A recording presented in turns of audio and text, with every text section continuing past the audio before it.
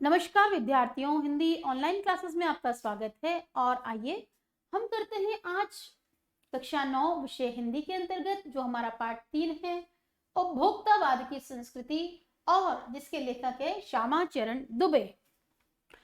और इस पाठ को हमने बच्चों आपके साथ पढ़ा, आपने भी इस पाठ को पढ़ा होगा। अब हम कर रहे हैं इसके प्रश्न उत्तर। लेखक के अनुसार जीवन में सुख से क्या अभिप्राय है? लेखक के अनुसार जीवन में सुख से क्या अभिप्राय है? लेखक ये कहना चाहते हैं कि हमने तो सुख की परिभाषा ही बदल दी है। अब शारीरिक, मानसिक, आत्मिक सुख से तो अब हमारा कोई लेना देना नहीं है। सुख का अर्थ अब हमारे लिए भोग हो गया है। ठीक है, हमारे जीवन में आसपास जो चीजें, जो वस्तुएं हमें दिखती है और जो विज्ञापन लुभावने तरीके से जो हमें आकर्षित करते हैं, हम उन सारे उत्पादों को भोगना चाहते हैं। और अब हमारे जीवन में सुख का मतलब क्या हो गया है? एक तरह से भोग हो गया है। ठीक है, और इस भोग को प्राप्त करके ही हम आनंद की अनुभूति करते हैं। लेकिन आप देखेंगे अब जो शारीरिक, मानसिक और आत्मिक सुख, यानी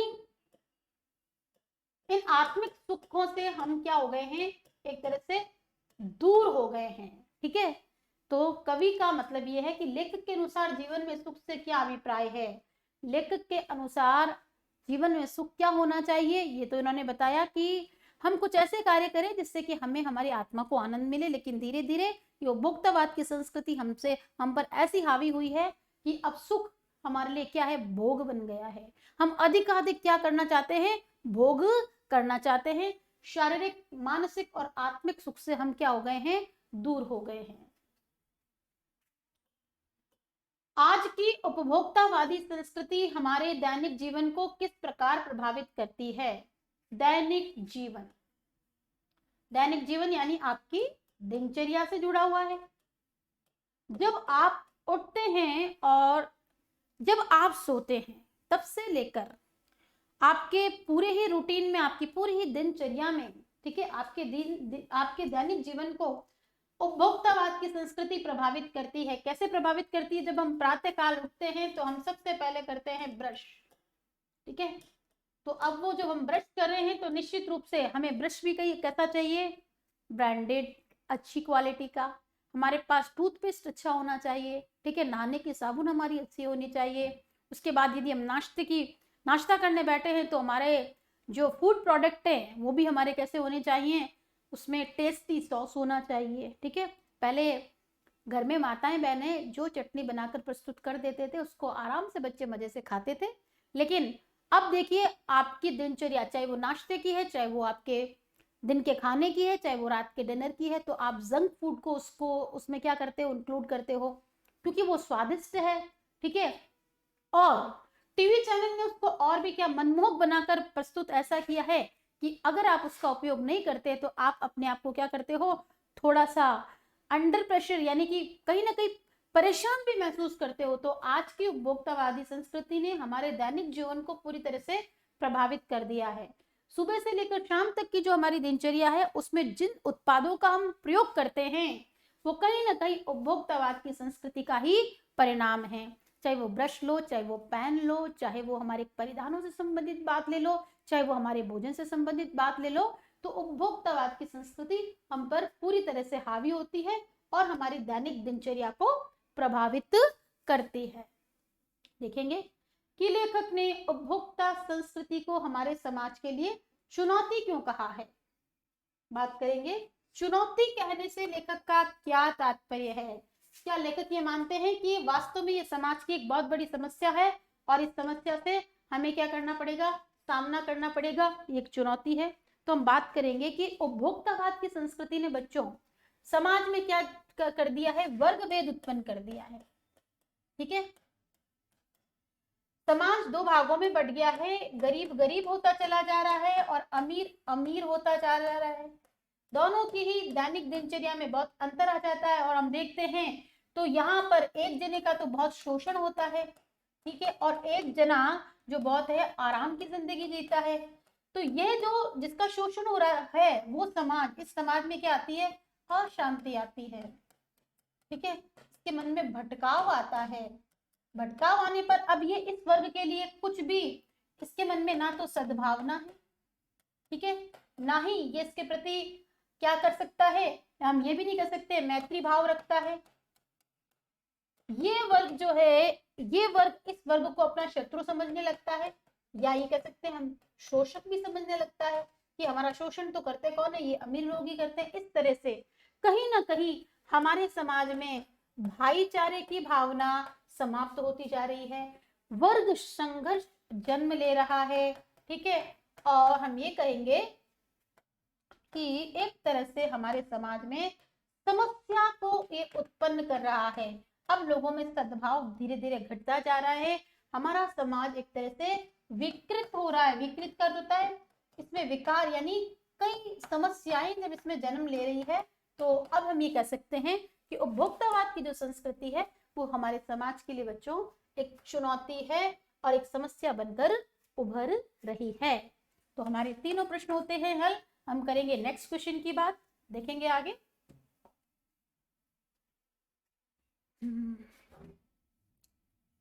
आशय स्पष्ट कीजिए। क और ख जो वाक्य दिए गए हैं उस वाक्य में आपको बताना है कि क्या मर्म या गूढ़ बात इसमें छिपी गई है, छिपाई हुई है।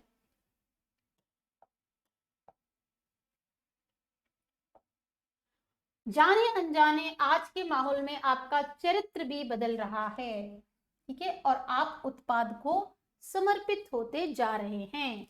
लेखक कहना चाहते हैं कि जो उपभोक्तावाद की संस्कृति आई है, जिसमें हम क्या करते हैं, विज्ञापन के सम्मोहन में जब फंसते हैं तो क्या करते हैं, हम उन उत्पादों का प्रयोग करते हैं।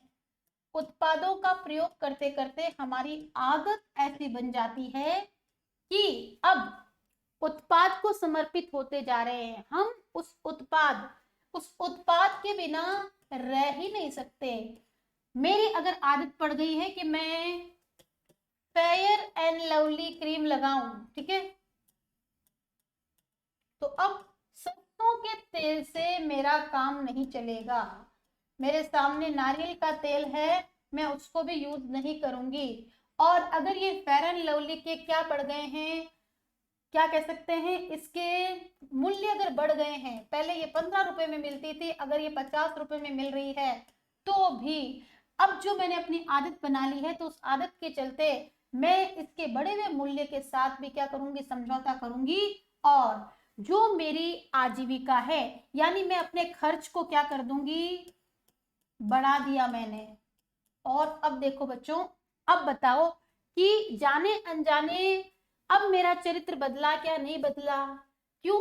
मैं इस उत्पाद की क्या बन गई, आदत हो गई मुझे, और मैंने कहीं ना कहीं अपने खर्च को भी क्या कर दिया है, बढ़ा दिया है। और खर्च के बढ़ने से क्या होता है, जब आमदनी आपकी कम हो, ठीक है, आमदनी तो आपकी कम है और खर्चा आपका ज्यादा है, अब इससे आपका क्या होगा, चरित्र भी बदलेगा। क्या बदलेगा? अब आप क्या करेंगे, अपने खर्चे को पूरा करने के लिए कुछ उल्टे सीधे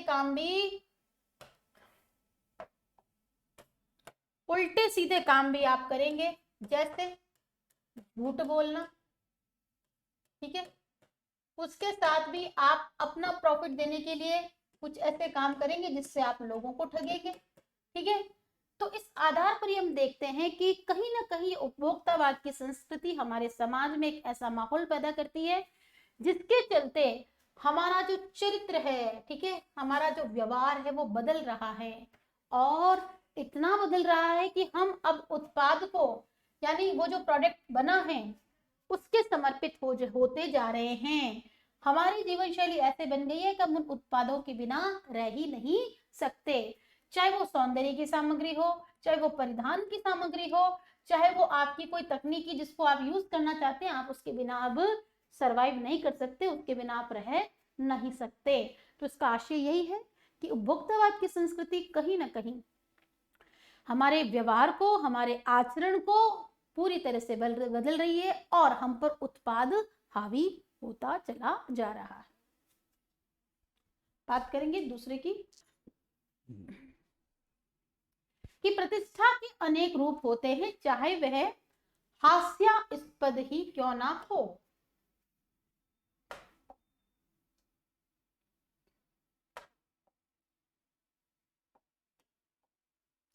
हास्यास्पद का अर्थ होता है जिससे कि हंसी आ जाए, जिससे कि हमारी मजाक बने, ठीक है।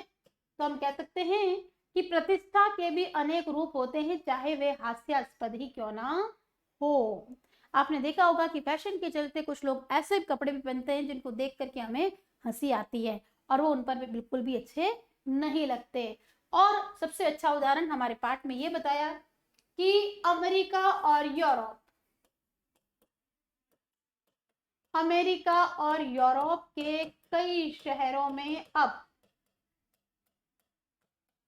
इस प्रतिष्ठा को दिखाने के लिए, अपनी मान मर्यादा और अपने पैसे को दिखाने के लिए लोग क्या कर रहे हैं बच्चों, कि हास्यास्पद काम कर रहे हैं।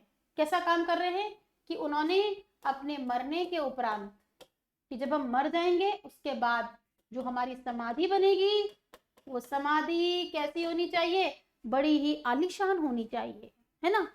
अब भी मरने के बाद ये जीवात्मा तो इसका खुद ये सुख भोग नहीं सकता, लेकिन उसके बावजूद भी उसकी व्यवस्था की जा रही है। और आप देखेंगे वो कहते हैं कि भाई ये जो मेरी समाधि है, इस समाधि के आसपास हरी हरी घास हो, हरी हरी घास के साथ सुंदर सुंदर क्या लगा देना, प्लांट्स लगा देना, खुशबूदार यहाँ से फूल होने चाहिए, और एक बढ़िया सा मधुर संगीत होना चाहिए, और साथ में अगर फव्वारे भी हो, और ये फव्वारे आते रहे, ठीक है, मंद मंद ये संगीत चलता रहे। तो अब देखेंगे आप कि ये मृत आत्मा वहां पर समाधि में, हमारा शरीर तो वैसे ही नष्ट हो जाएगा, आत्मा परमात्मा में विलीन हो जाएगा, ठीक है। सब कुछ नष्ट होने के बाद शेष कुछ नहीं रहेगा।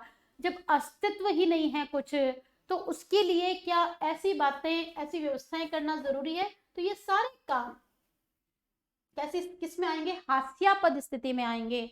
तो समाज के लोग अपनी प्रतिष्ठा को दिखाने के लिए कुछ ऐसे कार्य भी करते हैं जिससे कि उनकी हंसी भी उड़ती है, और वो समाज में क्या कहलाते हैं, हास्यास्पद। हमें इस तरह के कामों से बचना चाहिए। बच्चों आपने देखा होगा कि राजस्थान की संस्कृति है मरणोपरांत, ठीक है, अगर किसी व्यक्ति की मृत्यु हो जाती है तो मृत्यु भोज का आयोजन होता है। चलिए मान लेते हैं कि आप अपने पारिवारिक लोगों को खिलाना चाहते हैं, ठीक है, और ये भी चाहते हैं कि आपके परिवार से कोई व्यक्ति भूखा ना जाए, ये अपनी एक आदर्श स्थिति आप सोचते हैं। अब देखना कुछ लोग अपनी प्रतिष्ठा को बताने के लिए वो मरण मृत्यु का जो भोज होता है ना, उस मृत्यु भोज में भी वो बहुत क्या करते हैं बच्चों, दिखावा करते हैं। अब वो वहां क्या करेंगे, कई प्रकार की मिठाइयां बनाते हैं, ठीक है, जितने भी लोग आए हैं उनको रिटर्न गिफ्ट देते हैं। ये भाई हमने सोने का सिक्का दे दिया, और ये क्या कर दिया हमने, उसके साथ साथ वो उनको क्या करते हैं, अच्छे वस्त्र देते हैं, अच्छी अच्छी चीजें देते हैं। इससे बच्चों क्या होता है आप देखेंगे कि इससे कहीं ना कहीं, ठीक है, कि मरण पर इन चीजों की कोई आवश्यकता नहीं थी, ये आप शादी के गिफ्ट अगर देते तो निश्चित तौर पे वो थोड़ा अच्छा लग सकता था, ठीक है। तो हम ये देखेंगे कि ऐसी कुछ चीजें, ऐसी कुछ हरकतें जो होती है वो क्या करते हैं, लोग प्रतिष्ठा दिखाने के लिए जब करते हैं, और आप देखेंगे कि वो खुद ही हंसी का शिकार बनते हैं। देखेंगे आगे नेक्स्ट क्वेश्चन, कि कोई वस्तु हमारे लिए उपयोगी हो ना हो,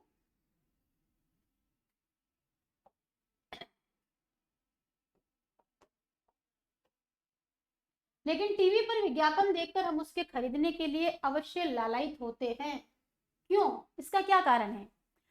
टीवी पर जो काम करने वाले लोग हैं, और खास करके जो विज्ञापन तैयार करने वाले लोग हैं, वो उस चीज अपने उत्पाद को बेचने के लिए वो कुछ इस तरीके से उसे तैयार करते हैं कि उसके जो रंग होते हैं वो हमें बड़े ही आकर्षित करते हैं, उसकी जो कथा वस्तु होती है, उसका जो स्लोगन होता है, उसका जो नारा होता है, वो जिस तरह से बात को रिप्रेजेंट करते हैं वो बड़ा ही आकर्षक होता है, आपको सम्मोहित करने वाला होता है, आपको अपने वश में करने वाला होता है, और आप कभी कभी उसके गाने में खो जाते हो, ठीक है, आया नया उजाला चार बूंदों वाला, ठीक है, और इस तरह से आप देखते हो अरे वाह, हाँ इससे कपड़े क्या हो जाते होंगे, सफेद हो जाते होंगे। ठीक है। और इस तरह से वो लुभावने आकर्षक गीत, आकर्षक नारे, आकर्षक कहानी, आकर्षक बनाकर वो आपके सामने प्रस्तुति ऐसा किया जाता है कि हम अवश्य रूप से क्या हो जाते हैं, ललचा जाते हैं उन चीजों को देखने के लिए, उन चीजों को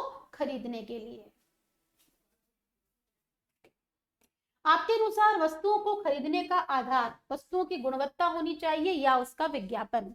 तर्क देकर स्पष्ट करें। हमारे अनुसार वस्तुओं को खरीदने का आधार वस्तुओं की गुणवत्ता होनी चाहिए, क्योंकि अगर कोई वस्तु में गुण है और उसकी आवश्यकता हमें है तो वो क्या करेगी, हमारी आवश्यकता की पूर्ति करेगी, ठीक है। और विज्ञापन देख करके हमें उस लुभावने आकर्षण में नहीं आना चाहिए। वह विज्ञापन हमारे लिए कहीं ना कहीं हमको ठग सकते हैं, उसके साथ साथ हमारे आर्थिक बजट को बिगाड़ सकते हैं, उसके साथ साथ हो सकता है कि वो लिया हुआ वो चीज हमने ली तो थी लेकिन वो हमारे किसी काम भी नहीं आई। तो हम ये कहेंगे कि हमें वस्तुओं की जो खरीदारी है उसका आधार क्या रखना चाहिए, गुणवत्ता रखनी चाहिए। अगर उसमें कोई क्वालिटी है तो आप उसे ले आएं, और उसमें क्वालिटी नहीं है तो मात्र एक विज्ञापन देख करके उसे हमें नहीं लाना चाहिए।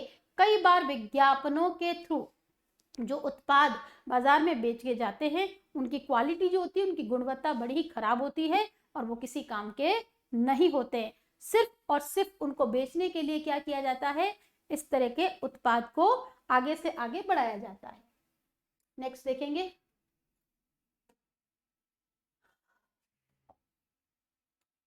पाठ के आधार पर आज के उपभोक्तावादी युग में पनप रही दिखावे की संस्कृति, पनप रही दिखावे की संस्कृति, ठीक है, पर विचार व्यक्त कीजिए। आज हम क्या कर रहे हैं, उपभोक्तावादी युग में जी रहे हैं और हम दिखावे की संस्कृति पर क्या करने, ज्यादा विश्वास करने लगे हैं। आप देखेंगे, आप अच्छे अच्छे लोगों के घरों में जाइए, आपको उनके घर की एंट्री से ही पता चल जाएगा। जब आप उनके घर के प्रवेश करोगे तो उनका ड्राइंग रूम जो है उसकी साज सज्जा कुछ अलग तरह की होगी, ठीक है। कुछ चीजें इतनी आकर्षक होगी, इतनी मूल्यवान होगी, चाहे उसकी आवश्यकता है या नहीं, लेकिन सिर्फ दिखावे के लिए उसको बहुत सुंदर तरीके से सजाया जाता है। और हम देखते हैं कि आज का जो उपभोक्तावादी युग है उसमें हर व्यक्ति दिखावा कर रहा है। मैं तो देखती हूँ कि बाजार में लोग आवश्यकता नहीं होने पर भी क्या करते हैं, सिर्फ दिखावे के लिए ही क्या करते हैं, बहुत सारी शॉपिंग करते हैं, खरीदारी करते हैं। और ये नजारा हमें दीपावली के आसपास देखने को मिलेगा, ठीक है। और हम देखेंगे कि जैसे कोई तीज त्योहार आते हैं तो उस समय भी लोगों की खरीदारी, ठीक है, वैसे उनकी आवश्यकता है तो उनको खरीदारी करना बहुत जरूरी होता है, लेकिन वो अपने दिखावे के तौर पर अब वो क्या कर सकते हैं, अपने पैसे का कितना उपभोग वो कर सकते हैं, इस आधार पर भी वो क्या करते हैं, दिखावे की संस्कृति को बढ़ाते हैं। और इसके पीछे ये क्या है, उपभोक्तावादी युग है।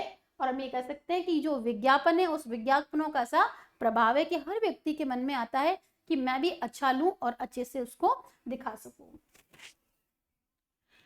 आज की उपभोक्तावादी संस्कृति हमारे रीति रिवाजों और त्योहारों को किस प्रकार प्रभावित कर रही है?